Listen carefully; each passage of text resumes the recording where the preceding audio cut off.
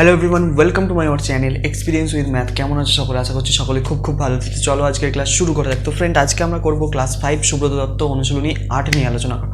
তো আগের ক্লাসের ভিডিওগুলো যারা এখনও দেখোনি, ডেসক্রিপশন বক্সের লিঙ্ক অথবা আই বাটনের লিঙ্ক আছে, ওখান দিয়ে গিয়ে ক্লাসগুলো করে নিতে পারো। আর যদি কোথাও কোনো জায়গায় সমস্যা থেকে থাকে অবশ্যই কমেন্ট সেকশনে জানাবে, তো সেই সমস্যার সমাধান করার দায়িত্ব আমাদের।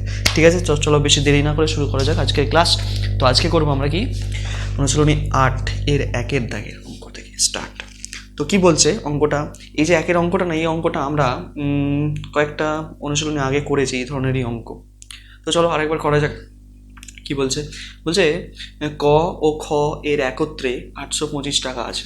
খ এবং গ এর একত্রে আছে 375 টাকা। গ এবং ক এর একত্রে আছে 400 টাকা। তাহলে কার কাছে কত টাকা আছে আমাকে হিসাব করে লিখতে হবে। তো চলো কীভাবে করবো, দেখো যেভাবে বলেছে সেইভাবেই করবো। তো অনুশীলনী 8 একের অঙ্ক। আচ্ছা, প্রথমে বলে দিয়েছে কি ক এবং খ এর কাছে আছে 425 টাকা। তাহলে আমরা এইভাবে লিখবো যে ক যোগ খ সমান হচ্ছে কি, বা কয়ের টাকা যোগ খয়ের টাকা, এইভাবে লিখতে পারো। ঠিক আছে, কয়ের টাকা যোগ খয়ের টাকা, ঠিক আছে, সমান হচ্ছে কত টাকা? না 425 টাকা। 425 টাকা, ঠিক আছে। তারপর হচ্ছে খয়ের টাকা যোগ গয়ের টাকা, খয়ের টাকা যোগ গয়ের টাকা সমান কত টাকা দিয়ে দিয়েছে? এটা দেওয়া আছে 375 টাকা। 375 টাকা, 375 টাকা। আচ্ছা, আর কি দিয়ে দিয়েছে? গ এবং কয়ের টাকা 400 টাকা। কয়ের টাকা যোগ কয়ের টাকা কত? মোট হচ্ছে 400, শুধু 400 টাকা। ঠিক আছে, তো কার কাছে কত টাকা আছে হিসাব করে লিখি। তো দেখো, এই হচ্ছে আমাদের অঙ্ক। অঙ্কটা টুকে ফেলেছি। কিভাবে কি বলেছে, মানে যেগুলো দেওয়া আছে সেগুলো আমার টোকা হয়ে গেছে। তো এটাকে সলভ করবো কিভাবে, দেখো। তো এখানে ভালো করে লক্ষ্য করে দেখতে পাবে, এখানে যে দুটো করে আছে সব জিনিসগুলো, দুটো ক আছে দেখতেই পাচ্ছ, দুটো খ আছে দেখতেই পাচ্ছ, দুটো গ আছে দেখতেই পাচ্ছ। তাহলে আমরা লিখতে পারি এরকম যে 2 গুণ ক যোগ খ যোগ গ এর টাকা সমান, এগুলো সব যোগ করে দেবো। 5 আর 5 কি? 10 শূন্য, হাতে থাকে 1, 7 থেকে 8 আর 2 10 শূন্য, হাতে থাকে 1, 4 থেকে 5, 5 আর 3 হচ্ছে কত? 8, 8 আর 4 হচ্ছে 12। ঠিক আছে, এত টাকা। ঠিক আছে, তাহলে শুধু ক খ গ এর টাকা কত হবে? শুধু আমরা যদি লিখি ক যোগ খ যোগ গ এর টাকা যদি বার করি শুধু, তাহলে কত হবে? দুইটা এখানে গুণ আকারে আছে, তো এই পাশে এলে ভাগ হয়ে যাবে। তাহলে 1200 ভাগ 2, তার মানে হচ্ছে কত টাকা? 600 টাকা হয়ে যাবে। 1200কে যদি 2 দিয়ে ভাগ করি তাহলে 600 টাকা হয়ে যাবে। ঠিক আছে, এই পর্যন্ত বোঝা গেল? ক্লিয়ার কিনা দেখো, এই পর্যন্ত বোঝা গেল। যোগটা বুঝতে পেরেছি? যোগটা আমি চেক করে দেখে নিই, ভুল হতেও পারে। শূন্য, হাতে থাকে 1, 7 থেকে 8, 8 আর 2 10 শূন্য, হাতে থাকে 1, 4 থেকে 5, 5 আর 3 8, 8 আর 4 12। ঠিক আছে, ঠিক আছে। তাহলে আমরা হচ্ছে কি এখান থেকে পেয়ে গেলাম কি ক খ গ এই তিনজনের মোট কত টাকা আছে? 600 টাকা আছে। তাহলে এবার যদি আমরা একটা কাজ করি, ক এবং খয়ের টাকাটা যদি আমি, ক আর খয়ের টাকা কত টাকা? 425 টাকা। তাহলে ক আর খয়ের টাকা যদি বাদ দিয়ে দিই তাহলে কার টাকা পড়ে যাবে? গয়ের টাকা পেয়ে যাবো। শুধুমাত্র গয়ের টাকা কি করবো? বার করবো, ক আর খয়ের টাকাটা বাদ দিয়ে দেবো এখান থেকে, মানে 600 টাকা থেকে। তো এটাই লিখবো যে কি শুধুমাত্র শুধুমাত্র গয়ের টাকা, গয়ের টাকা কি করে পাবো? 600 টাকা থেকে বাদ দেবো কত টাকা? 425 টাকা। তো এটাকে বিয়োগ করে দাও। 5 কত? 10, 5 10, হাতে থেকে 1, 2 থেকে 3, 3 কত? 10, 7 10, হাতে থেকে 1, 4 থেকে 5, 5 কত? 6, 175 টাকা। ঠিক আছে, তাহলে শুধুমাত্র গয়ের টাকা কত হলো? 175 টাকা। তো এইভাবেই এবার কি করবো? খ এবং গয়ের টাকা বাদ দেবো। খ আর গয়ের টাকা বাদ দিলে কার টাকা পড়ে থাকবে? খকে আর গকে বাদ দিয়ে দাও, তাহলে দেখো কয়ের টাকা পড়ে থাকবে। তাহলে শুধুমাত্র কয়ের টাকা কি করে পাবো? মোট টাকা হচ্ছে তিনজনের 600 টাকা, তার থেকে বাদ দেবো 375কে। তাহলে আমরা পেয়ে যাবো কয়ের টাকা। তাহলে কত বিয়োগ করো? 5 10, হাতে 1 3, 7 থেকে 8, 8 কত? 10, 2 10, হাতে থেকে 1 3 থেকে 4, 4 কত? 6, 2 6, 225 টাকা। তাহলে কয়ের কাছে শুধুমাত্র কত টাকা আছে? 225 টাকা আছে। আচ্ছা, এবার কার পাবো টাকা? দেখো এরপর হচ্ছে আমরা বাদ দেবো গ এবং ককে। গ এবং ক বাদ দিলে শুধু খ থাকে, তাহলে শুধুমাত্র কয়ের টাকা পাবো। 600 বিয়োগ এখানে কত আছে? 400, তাহলে 600 থেকে 400 বাদ দিলে 200 টাকা করে থাকে। তাহলে 3 জনের টাকা আমরা পেয়ে গেলাম। ঠিক আছে, এইখানে হচ্ছে একজনের টাকা, এটা হচ্ছে কত গয়ের টাকা 175, এটা হচ্ছে কত টাকা কয়ের টাকা 225 টাকা, আর 200 টাকা হচ্ছে কার টাকা ক্ষয়ের টাকা। তাহলে 3 জনের টাকা হচ্ছে আমরা এইভাবে বার করে নিলাম। এইভাবে করতে হবে এই অঙ্কটা। এই ধরনের অঙ্ক আমরা আগেও করেছি অনেক। তো আশা করছি বোঝা যাচ্ছে অঙ্কটা, দেখে নাও একবার ভালো করে। তো এই গেল আমাদের হচ্ছে এই 1-এর অঙ্কটা। এবার আসবো 2-এর অঙ্কটা, এটা মুছলাম।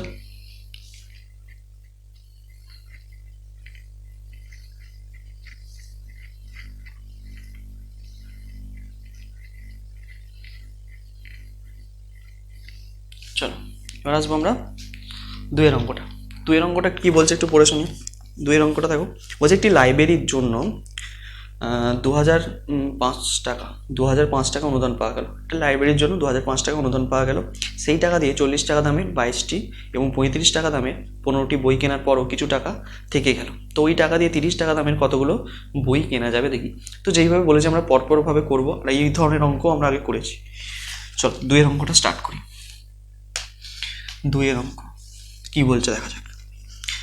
তো অনুদান পাওয়া গেছে কত টাকা আমি লিখছি আগে, যে অনুদান পাওয়া গেছে, অনুদান পাওয়া গেছে কত টাকা 2005 টাকা। এই টাকাটা হচ্ছে অনুদান পাওয়া গেছে। তো এর মধ্যে কি কি কাজ করা হয়েছে দেখো। এই 2005 টাকাটার মধ্যে 40 টাকা দামের 22টি বই কেনা হয়েছে।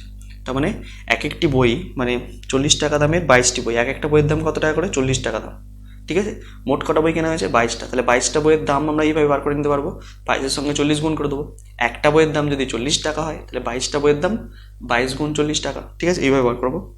তাহলে 22টি বইয়ের দাম বের করে নেবো, যে 22টি বই এর দাম কত হবে। তাহলে এক একটা বই কত করে বলেছে 40 টাকা দামের বই কেনা হয়েছে, তাহলে 22 গুণ 40 করে দেবো। তো এই গুণটা মুখে মুখে আমাদের হয়ে যাবে দেখো, 4 2 8, 4 2 8, আর একটা শূন্য আছে বসিয়ে দেবো, 880 টাকা। তাহলে 22টি বইয়ের দাম কত 880 টাকা। ভালো কথা। এবার দেখো 35 টাকা দামের 15টি বই কেনা হলো। তাহলে 35 টাকা দামের 15টি বই কেনা হলো। তাহলে 35 টাকা দামের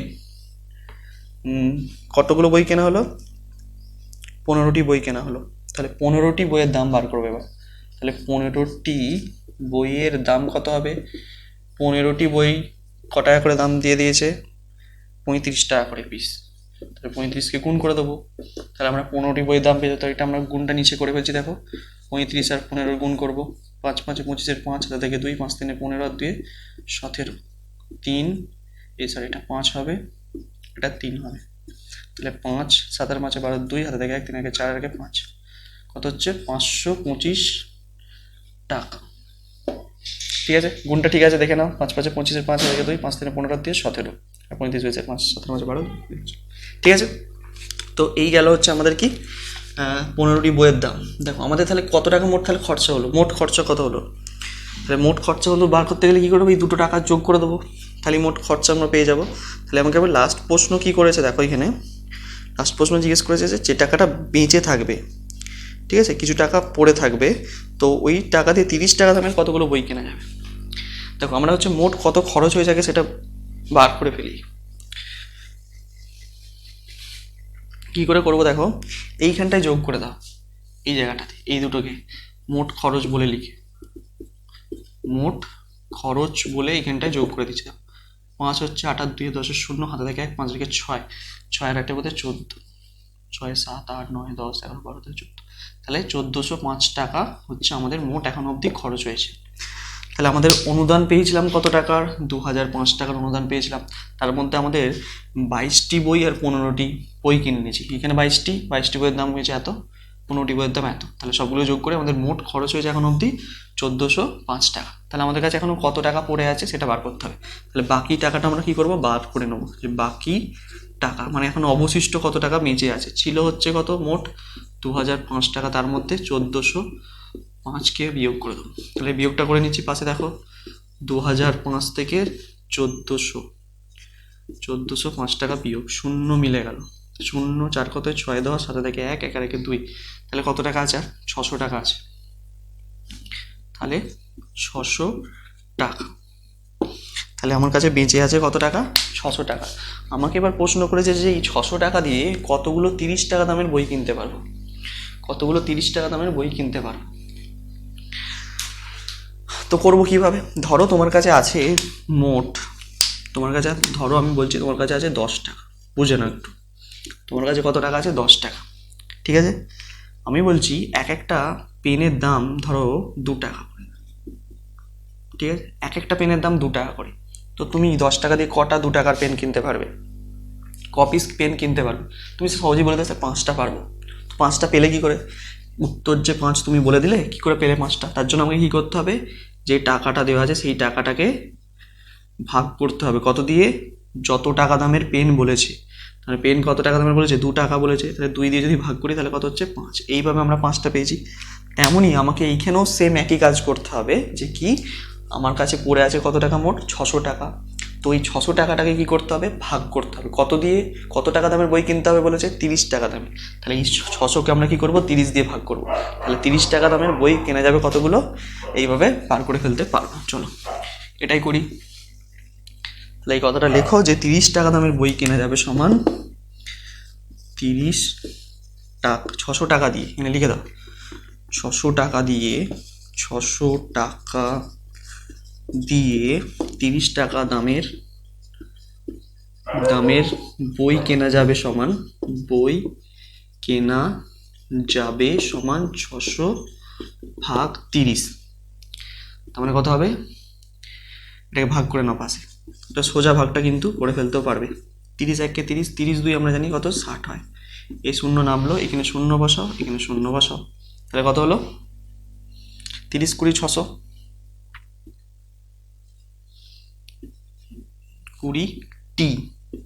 20টি বা 20 পিস বই কেনা যাবে। 30 টাকা দামের কত পিস বই কিনে যাবে? 20 পিস বই কিনে যাবে। বোঝা গেল? ক্লিয়ার?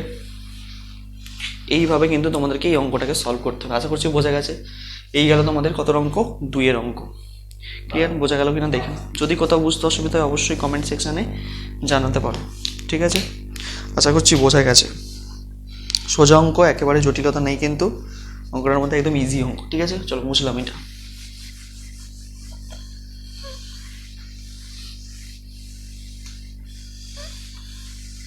তো এবার আসবো আমরা 3-এর দাগের অঙ্কটাতে। চলো 3-এর দাগের অঙ্কটা কি বলছে আমি একটু পড়ে শোনাচ্ছি। অঙ্কটা খুব ইম্পর্টেন্ট। বলছে তোমার বাবা 4 মাসে যা আয় করেন, মানে 4 মাসে যে টাকাটা ইনকাম করেন, 5 মাসে তা খরচ করে দেন। তার মানে বাবা 4 মাসে যে টাকাটা আয় করে বা ইনকাম করে সেটা 5 মাস ধরে খরচ করে। তোমার বাবার বার্ষিক খরচ মানে কি? বছরে খরচ, এক বছর মানে 12 মাসে খরচ বলে দিয়েছে। 12,720 টাকা হলে তার মাসিক আয় কত হবে আমাকে জানতে চাইছে, ঠিক আছে? তো কিভাবে করবো অঙ্কটা দেখো। তাহলে এইখান থেকে একটা জিনিস আমরা লিখতে পারি, কি লিখতে পারি বলো তো? যে 4 মাসের আয় সমান 5 মাসের খরচ, মানে 4 মাসে যে টাকাটা আয় করেন সেটা 5 মাসে খরচ করে দেন। তাহলে এটাই লিখবো। দেখো 3-এর দাগের অঙ্কটা, 4 মাসের, এই কথাটা লিখো, 4 মাসের আয়, 4 মাসের আয় সমান হচ্ছে 5 মাসের খরচ, 5 মাসের খরচ, ঠিক আছে? এই কথাটা আমাকে লিখতে হবে, মানে 4 মাসে যে টাকাটা আয় করে সেটা 5 মাসে খরচ করে, ঠিক আছে? ভালো কথা। আচ্ছা এবার দেখো এখানে বলে দিয়েছে কি মাসিক আয় কত, মানে এক মাসে বাবা কত টাকা আয় করেন সেটা আমাকে বার করতে হবে। তো বার্ষিক খরচ কত বলে দিয়েছে? বার্ষিক খরচ মানে কি? বার্ষিক মানে কি? এক বছরে খরচ বলে দিয়েছে 12,720 টাকা। তাহলে 12 মাসে খরচ, এক বছর মানে আমরা জানি কি 12 মাস। তাহলে 12 মাসে খরচ কত আমার দেওয়া আছে? 12 মাসে খরচ সমান 12,720, তাই তো, টাকা। তাহলে মাসিক আয় কত? যে যে তথ্যগুলো দেওয়া ছিল আমি কিন্তু লিখে ফেললাম। আমার জানতে হবে মাসিক আয় কত, মানে এক মাসে কত টাকা আয় করে। খুব সোজা ব্যাপার। দেখ 12 মাসের খরচ এত টাকা, তাহলে এক মাসের খরচ বার করতে পারবো এখান থেকে আমি নিশ্চয়ই, ঐকিক নিয়ম করে। এক মাসের খরচ কত হবে? নিশ্চয়ই কম হবে। কম হলে কি করতে হবে? ভাগ করতে হবে। তাহলে 12,720কে ভাগ করবো কত দিয়ে? 12 দিয়ে ভাগ করে দেবো। তাহলে যেটা পাবো সেটাই হচ্ছে আমার এক মাসের খরচ পেয়ে যাবো। তাহলে এক মাসে ভাগটা করে নিয়ে আমরা দেখো 12 দিয়ে কীভাবে ভাগ করছি, 12,720-কে ভাগ করবো 12 দিয়ে, তাহলে 12 এককে 12, তাহলে 72-কে নামিয়ে দিচ্ছে একবারে, কারণ 7-কে তো ভাগ করা যাবে না, তাহলে জোড়া সংখ্যা নেবে যে একটা শূন্য বসবে। তাহলে কত হবে, 6×12 = 72 হলো, মিলে গেল। এখানে শূন্য নামলো, তাহলে এখানে একটা শূন্য বসবে, তাহলে কত হচ্ছে 1060 টাকা। তাহলে এটা কি বেরোলো, এক মাসের খরচ।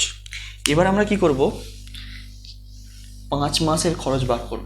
কেন 5 মাসের খরচ বার করব, কেন 5 মাসেরই বার করব, এখানে 5 মাসের খরচ সমান আমরা জানি 4 মাসের আয়।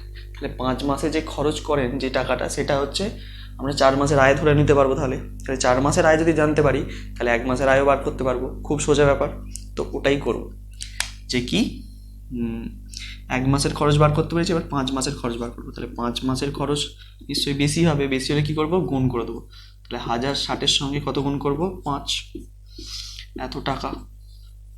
তাহলে করলে কত হবে, 0, 5 6 30-এর 0, হাতে থেকে 3টা বসে গেল, 5 1 5, বোঝা গেল।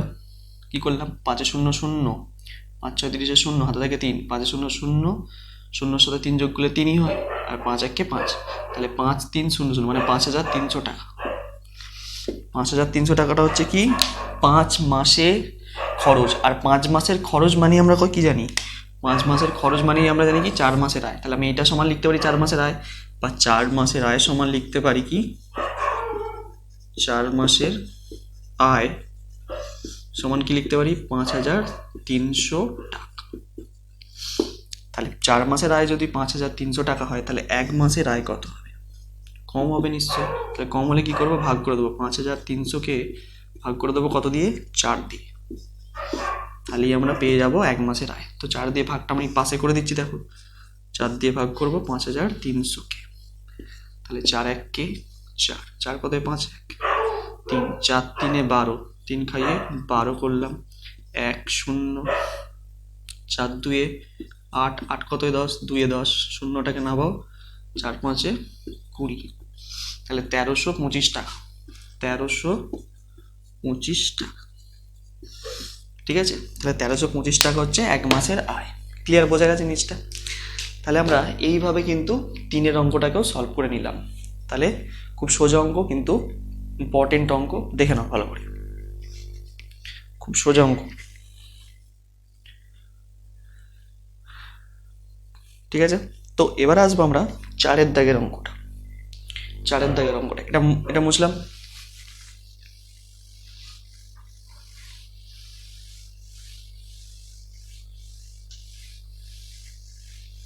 এবার আসবো 4-এর দাগের অঙ্কতে।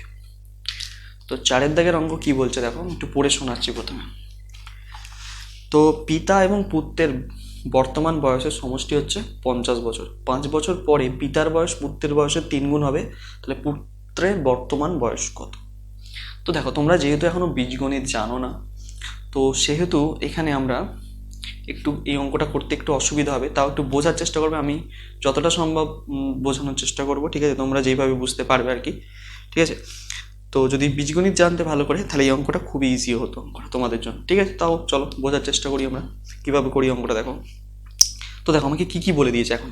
আমাকে বলে দিয়েছে পিতা এবং পুত্রের বর্তমান বয়সের সমষ্টি, মানে একজন পিতা আছে এবং তার পুত্র আছে, সেই পিতা এবং পুত্রের দুজনের যে বয়সের যোগফল, সেই যোগফলটা কত, 50 বছর। তাহলে এটা লিখে ফেলি আগে, প্রথমে এটাকে লিখে ফেলি, যেটা দেওয়া আছে 4-এর দাগের অঙ্ক। লিখবো কি, পিতা ও পুত্রের বর্তমান, মানে এখন এই সময়ে বর্তমান বয়সের যোগফল বা সমষ্টি, একই ব্যাপার, আমি যোগফল লিখে দিচ্ছি। কত বছর, 50 বছর। ঠিক আছে, এটা আমাকে দেওয়া আছে। আচ্ছা, তোমাদেরকে একটা জিনিস বোঝাচ্ছি, একটু বোঝার চেষ্টা করবে। ধরে নাও পিতা আর পুত্র, ঠিক আছে, দুজনের বয়সের সমষ্টি 50 বছর ধরে নাও এটা। ঠিক আছে, এরকম ধরে নাও পিতা এবং পুত্রের বয়সের সমষ্টি হচ্ছে 50 বছর। আমি বলে দিলাম পুত্রের বয়সটা তোমাকে, পুত্রের বয়স ধরো 7 বছর, ধরে নাও 7 বছর। ধরে দিলাম পুত্রের বয়স হচ্ছে কত 7 বছর। তাহলে এখান থেকে আমরা পিতার বয়স বার করতে পারবো তো? অবশ্যই পারবো। দুজনের মিলিয়ে মোট হচ্ছে 50 বছর, তার মধ্যে 7 বছর হচ্ছে যদি পুত্রের হয়, তাহলে বাকি যেটা পড়ে থাকবে সেটাই হবে পিতার বয়স। বার করতে পারবো তো? তাহলে আমি যদি পুত্রের বয়সটা বলে দিই তোমাকে, 7 বছর দেওয়া আছে, তাহলে আমরা পিতার বয়স বার করে নিতে পারবো। কীভাবে বার করবো? পিতার বয়সটাকে টোটাল হচ্ছে 50 বছর, তার থেকে বাদ দিয়ে দেবো 7 বছর, এইভাবে বার করতে পারবো, তাই তো? হ্যাঁ কি না পারবো? এই ব্যাপারটা বোঝা গেলে এখানটা কীভাবে করতে হবে, এখান থেকে বেরিয়ে যাবে আমার। তাহলে এখানেও দেখো, যেহেতু পিতা এবং পুত্রের দুজনের বয়সের সমষ্টি বলে দিয়েছে বা যোগফল বলে দিয়েছে 50 বছর, কারো একার একার বয়স আমার দেওয়া নেই, সেহেতু আমি কি করব, আমি একটা কাজ করব এখানে, যে ধরে নেবো, কি ধরে নেবো, যে ধরি পুত্রের বর্তমান বয়স সমান ক বছর। ভালো করে বুঝবে একটু, এই কটা আবার কি জিনিস? কটাকে বলা হয় গণিতের ভাষায় এখানে একটি চলসংখ্যা। চলসংখ্যা আবার কি জিনিস? দেখো, আমরা যে সংখ্যাগুলো ব্যবহার করি, যেমন 5, 7, 2, এই যে সংখ্যাগুলো ব্যবহার করি, এগুলো হচ্ছে ধ্রুবক সংখ্যা। ধ্রুবক সংখ্যা মানে যাদের মানের কোনো পরিবর্তন হয় না, মানে 5-এর মান 5ই থাকে সবসময়, 7-এর মান 7ই থাকে। মানে আমরা কখনো 7কে আমরা 8 বলি না, বা 8কে 9 বলি না, 8-এর মান সব জায়গায় 8ই থাকে, ঠিক আছে? তেমন এগুলো সেই জন্যই হচ্ছে কি, এদের মানের পরিবর্তন হয় না বলে এদেরকে আমরা কি বলবো, ধ্রুবক সংখ্যা। কিন্তু এখানে যেটা ধরেছি ক, ঠিক আছে, এই কটাকে আমরা কি বলবো, চলসংখ্যা। কারণ ক এর মানের পরিবর্তন হয়। কটাকে আমি ধরেছি অঙ্কটা করার সুবিধার্থে, ঠিক আছে? তাহলে ক হচ্ছে একটি চলসংখ্যা, এটা মনে রাখবে একটু, ঠিক আছে? চলো এবার এসো, তাহলে পুত্রের বর্তমান বয়স আমি ধরে নিয়েছি ক বছর। তাহলে এইখানে যেরকম দেখালাম তোমাকে, পুত্রের বয়স তুমি যদি জানতে পারো, তাহলে পিতার বয়সও নিশ্চয়ই জেনে যাবে। কি করতে হবে, মোট যে বয়সটা আছে সেটা থেকে পুত্রের বয়সটাকে বিয়োগ করতে হবে।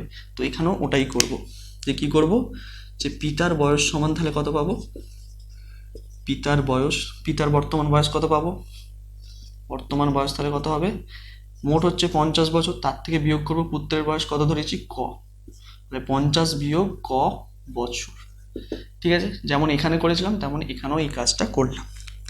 তাহলে আমি পুত্রেরও বর্তমান বয়স জেনে গেলাম ক বছর, পিতারও বর্তমান বয়স হচ্ছে 50 বিয়োগ ক বছর। এটুকু বোঝা গেছে, ক্লিয়ার নিশ্চয়ই? এবার চলে এসো, এবার এখানে চলে এসো। এবার আমাকে বলেছে 5 বছর পর পিতার বয়সটা কি হবে, বলেছে পুত্রর বয়সের 3 গুণ হবে। পুত্রর যা বয়সের কি হবে, 3 গুণ হবে, এটাই তো বলেছে তুমি, পুত্রর বয়সের 3 গুণ, এটাই বলে দিয়েছে। দেখো তোমাদেরকে যে বলেছে কি 5 বছর পর পিতার বয়স পুত্রের বয়সের 3 গুণ হবে। তো 5 বছর পর দুজনের কত বয়স হবে আগে বার করে নিই।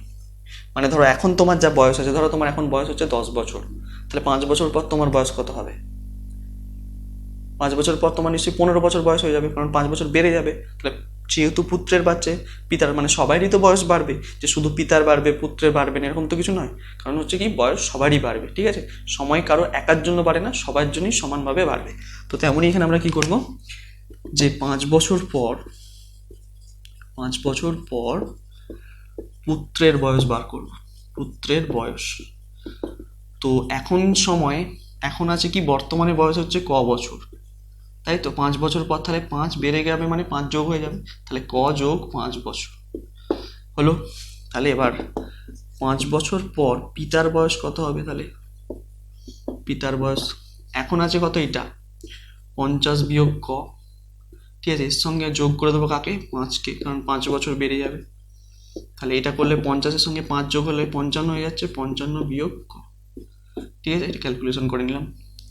তাহলে 5 বছর পর পিতার বয়স এবং পুত্রের বয়স আমরা জেনে গেলাম। তো দেখো, তো 5 বছর পর পিতার বয়সও বাড়বে পুত্রের বয়স বাড়বে, কিন্তু দুজনের বয়স তো সমান হয়ে যাবে না। মানে পিতার যা বয়স আছে আর পুত্রের যা বয়স হয়েছে, দুজনের বয়স নিশ্চয়ই সমান হয়ে যাবে না। ধরো একজনের বয়স, পুত্রের বয়স ধরো ছিল 10 বছর, সেটা বেড়ে 15 বছর হয়েছে। ধরো পিতার বয়স ছিল 40 বছর, সেটা 5 বছরে 45 হয়ে গেছে, ঠিক আছে? তো সমান কিন্তু হবে না দুটো। কিন্তু আমি বলতে পারি, এখানে তোমাদেরকে শর্তে বলে দিয়েছে কি, যে 5 বছর পর পিতার বয়সটা কি হয়ে যাবে, পুত্রের বয়সের 3 গুণ হয়ে যাবে। তাহলে ওটাই লিখবো, যে শর্তানুযায়ী, কি লিখবো, শর্তানুযায়ী 5 বছর পর পিতার বয়স কত দাঁড়িয়েছে, এইটা 55 বিয়োগ ক বছর।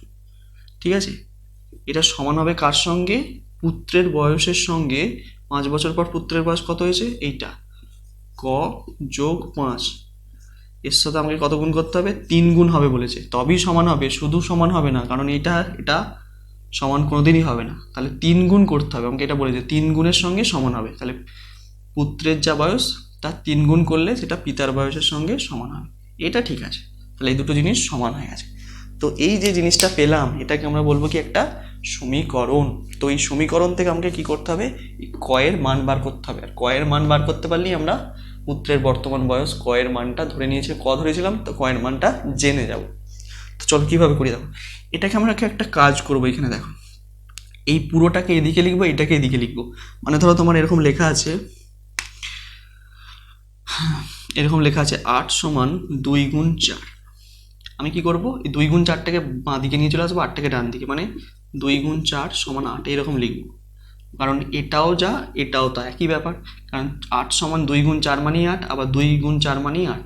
ঠিক আছে, আমি তাহলে এটাকে ওলট পালট আমার সুবিধার্থে ক্যালকুলেশনের আমি এরকম করতে পারি।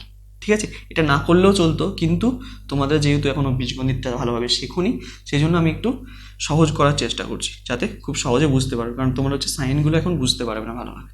তো তাহলে এখানে আমরা কি করব, এইটাকে এদিকে নিয়ে আসবো, এটাকে ওদিকে পাঠিয়ে দেবো, তাহলে এটা করতে পারি এই অনুযায়ী। তাহলে আমরা কি লিখবো, যে 3 গুণ ক যোগ 5 সমান এটা লিখবো 55 বিয়োগ ক। হলো, এবার এখানে কাজটা কি করি দেখো, এই 3-এর সঙ্গে একবার ককে গুণ করব, এই 3-এর সঙ্গে একবার 5কে গুণ করব, তাহলে 3-এর সঙ্গে যদি ককে গুণ করি হবে 3 ক, মাঝখানে যোগ আছে যোগ দিলাম, 3 5 15 হলো, সমান, তাই এদিকে কত আছে যেমন আছে দেখে দেখে বসিয়ে দেবো, লিখবো 55 বিয়োগ ক। এই পর্যন্ত নিশ্চয়ই বোঝা গেছে, ক্লিয়ার। এবার দেখো কি করব, যে ক যুক্ত যে পদগুলো আছে সেগুলোকে সব বাঁ দিকে লিখবো, সমাধানের নিয়মই এটা, যেটাকে বার করতে বলা হয় সেটাকে বাঁ দিকে রাখবো, আর বাকিগুলোকে সব ডান দিকে পাঠিয়ে দেবো।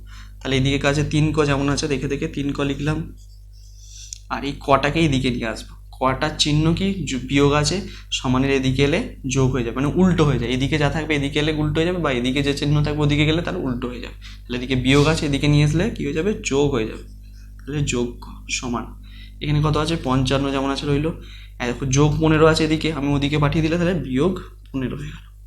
তো এই পর্যন্ত নিশ্চয়ই বোঝা গেছে। তো এবার এইখানটায় করবো কাজটা, নিশ্চয়ই করবো না, এইখানটায় করবো, দেখো কিভাবে করি দেখো। এরপর তাহলে 3টে ক আছে আর এইখানে একটা ক আছে, তার মানে দুটোকে যদি যোগ করে দিই 3 ক আর একটা ক, মানে মোট 4টে ক হয়ে যাবে, তাহলে লিখবো কি 4 ক সমান 55 থেকে যদি 15কে বাদ দিয়ে দিই তাহলে কত হয়ে যাবে, 40 হয়ে যাবে, কত হয়ে যাবে 40 হলো।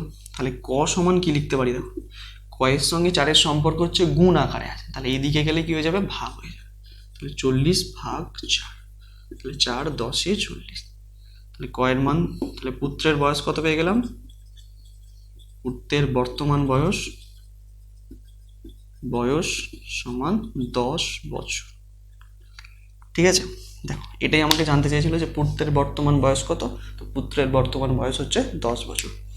ঠিক আছে, তো এই অঙ্কটা এইভাবেই কিন্তু আমি করলাম, দেখো বোঝার চেষ্টা করো, আরেকবার দরকার হলে ঘুরিয়ে ফিরিয়ে দেখো, যদি বুঝতে অসুবিধা হয় অবশ্যই কমেন্ট সেকশানে জানাবে। ঠিক আছে, তো আজকের ক্লাসটা এই পর্যন্তই, দেখে নাও ভালো করে একটু, ক্লিয়ার। তো দেখা হচ্ছে নতুন একটি ভিডিওতে পরের অঙ্কগুলো নিয়ে আবার, তত অবধি মন দিয়ে পড়তে থাকো, অল দ্য ভেরি বেস্ট।